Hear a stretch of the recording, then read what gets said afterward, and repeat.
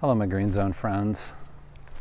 I was just reflecting on our upcoming program, The Stories of Our Lives, and thinking about the power of storytelling and the power of writing to explore our most challenging, delicate, vulnerable, upsetting, confusing experiences in life. And thinking about the fact that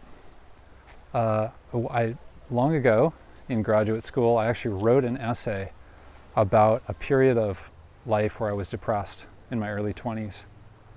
This was really one of the great existential crises of my life. And, it was one of those things that I could have looked at as, a failed romance, classic young person's storyline. So, okay, I was depressed afterwards. But then really the deeper truth, writing in that essay, was it was an existential crisis. I had been through a period of my life where I was really exploring meaning making. And I had a professor who really ripped apart my ideas. And from that came a great crisis of confidence in myself. I thought I'd kind of understood the world in a way that I could really live in it. And then it got sort of ripped apart. And so that was the second layer of meaning in the story. But really, I don't know if you've been through depression. It was really my only experience of that, but it's just unbelievably painful. You constantly feel like the ground is going out from under you. I mean, it's physically painful.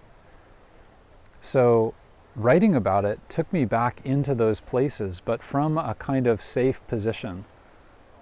The safety of writing.